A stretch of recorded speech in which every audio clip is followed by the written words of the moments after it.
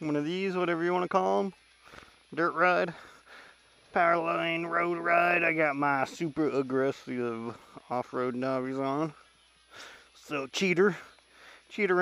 Could probably do most of these with the 17s and a bald rear tire, but I'm cheatering today.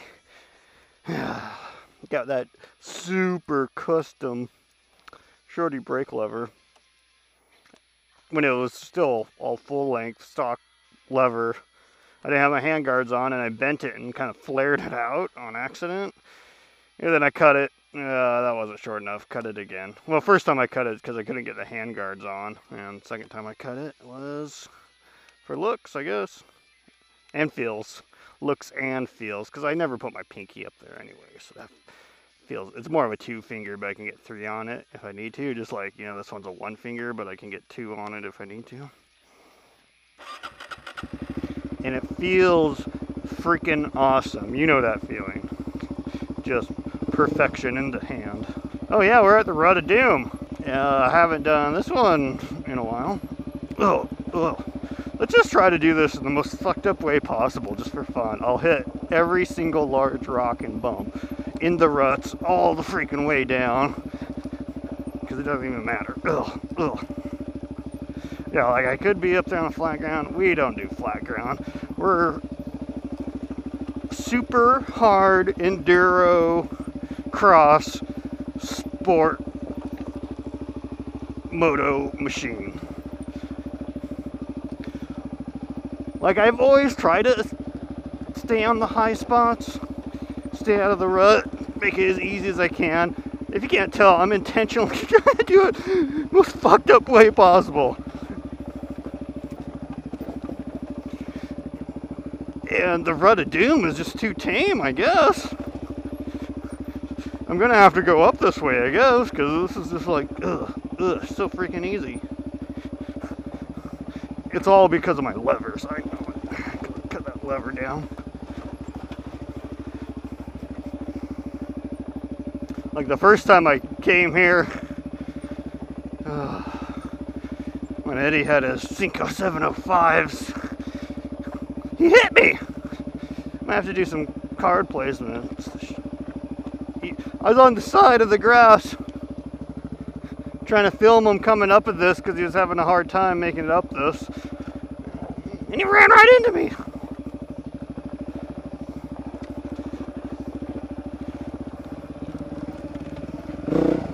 Yeah.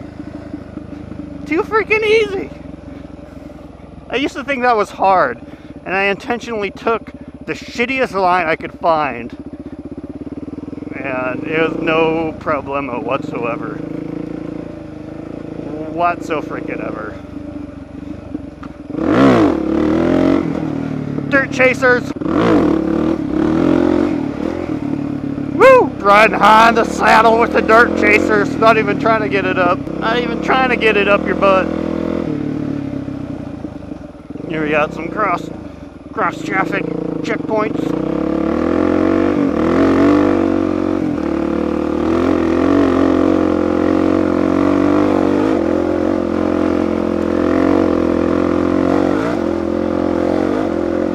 Yeah, why I like this Powerline roads is not super technical and challenging, but you can just freaking blast it. You have plenty of grip with dirt tires. And it's a complete blaster road. Oh, I'm probably being mean to those guys, making a bunch of noise.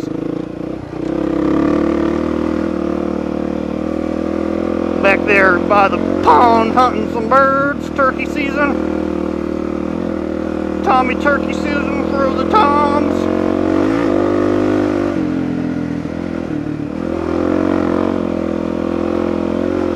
I feel bad for disturbing the hunters, but look, this isn't the best place to hunt. A lot of people use this for off-roading and for hunting. But you gotta be further off the road to catch some shit. You can't park right off the road and think you're gonna blast animals. Sillies. I have no real plans or vlogging topics. I just wanted to go out for a rip. I'm just like, let's hit it and rip it, mother other people's. Anything that goes into the trees is usually a bypass or some gnarly hill climbs, but we want to hit the gnar dog.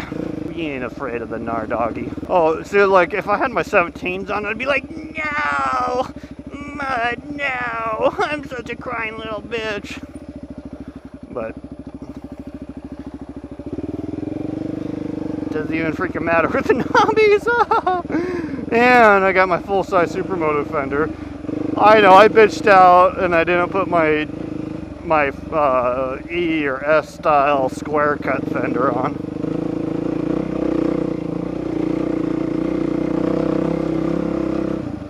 Ooh, this would be challenging if you're in a truck because you got to jump the rut right here, at least with 2 wheels. Yeah, if you were in a full-size pickup like wheeling up here, definitely would be a little bit challenging. You'd have to have like some fucking 45s or something. Be smart, don't be like off-road SuperMoto.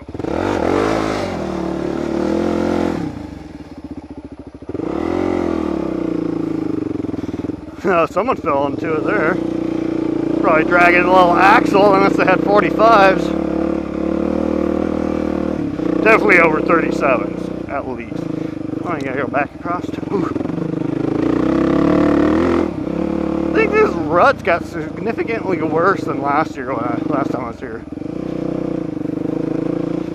Last fall, I think, last time I came here. And it is now May. It's a beautiful May day. It's not technically May Day, but it is a day in May.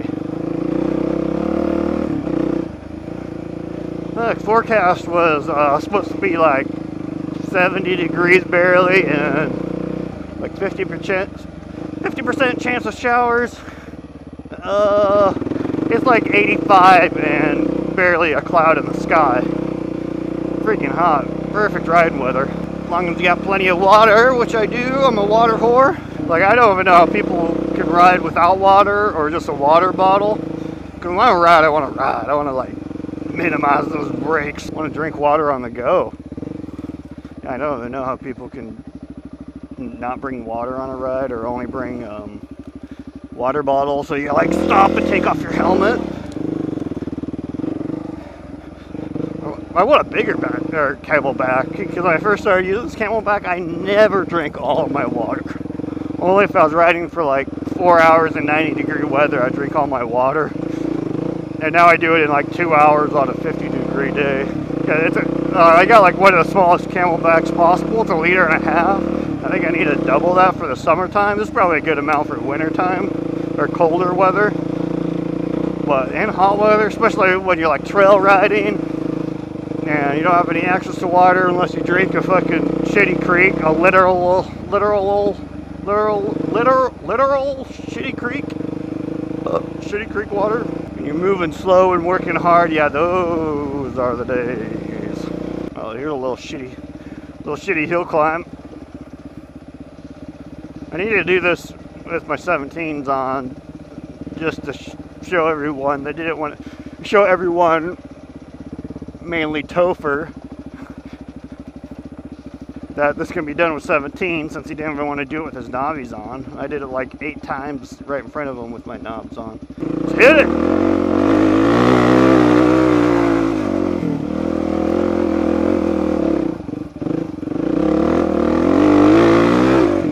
Not even freaking challenging at all. Oh god, I sound like such a douche. Yeah, I'm so awesome, you suck! Ah! Yeah, it'd be fun with the 17s, but dirt tires, everything's so easy. It's so easy. But I guess that's the point of having dirt tires. Make everything so easy. I don't know, I'm taking a bitch wave. So sue me. I'm just like, everything's so easy. I bitch out. Oh yeah, like I was saying, the fun part, doing these Powerline dirt roads with dirt wheels, yeah, they're more challenging with 17s and still really doable, but you can just completely blast the shit, son. Oh, someone dropped their firewood. Like, there still could be other motorcycles, ATVs, trucks, whatever. So I've got to be err on the side of caution a little bit coming around these corners. But when you're in the wide open, the shit's like second, third gear, pinned, no problem. And I could probably still totally do that with the 17s, but it's getting going's okay. It's just turning and emergency braking. You're gonna fucking low slide the shit out of yourself. You gotta emergency brake or turn when you're going 45 miles an hour on that shit.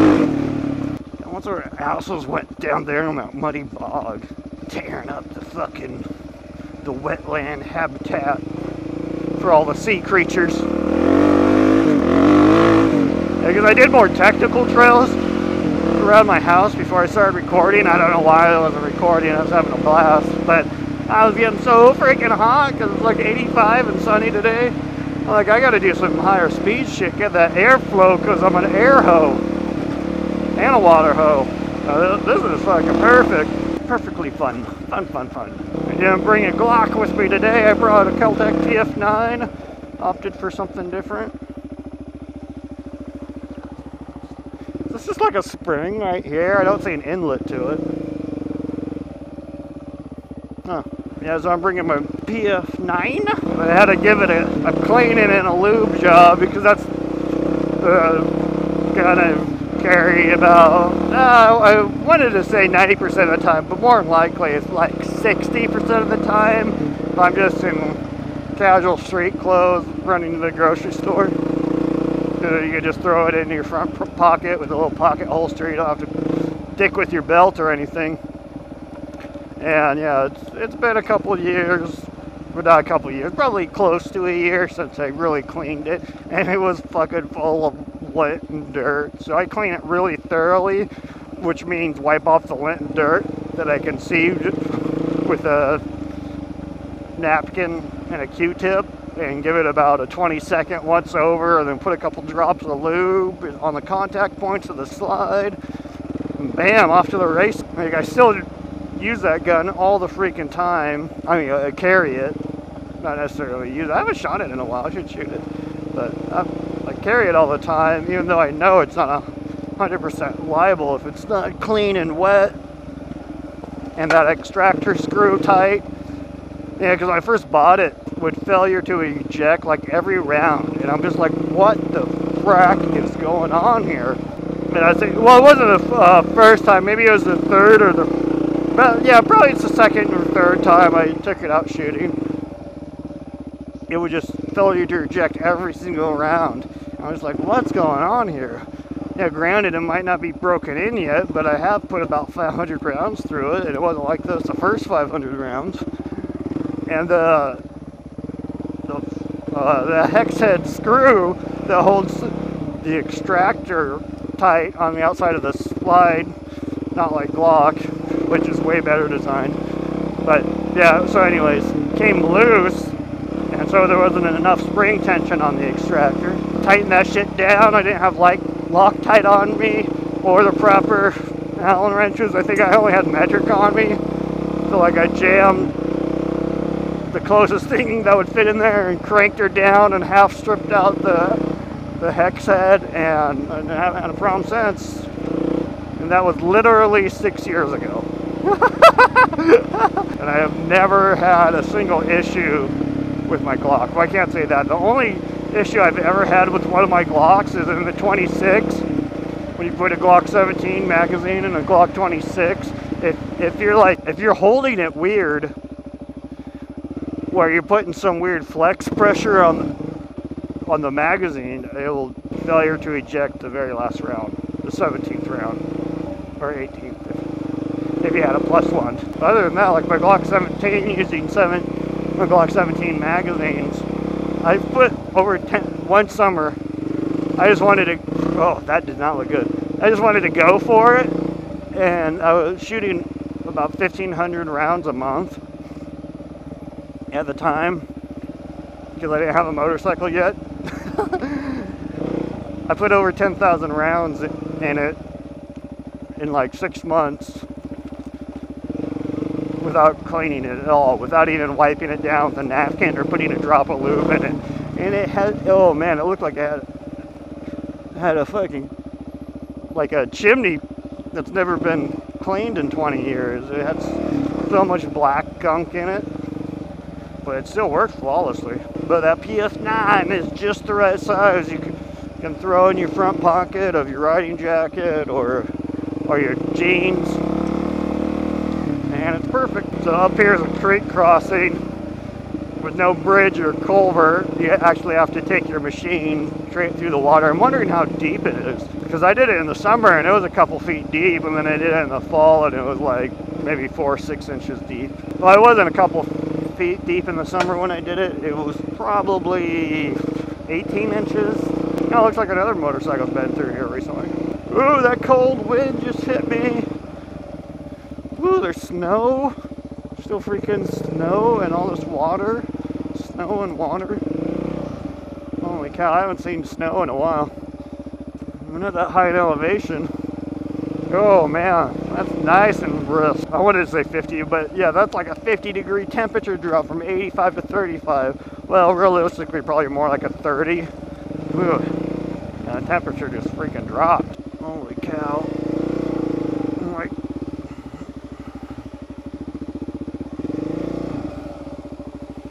it was like, oh, someone dropped all their wood. Yeah, they probably got stuck here. Should we go up next to the water? I think so.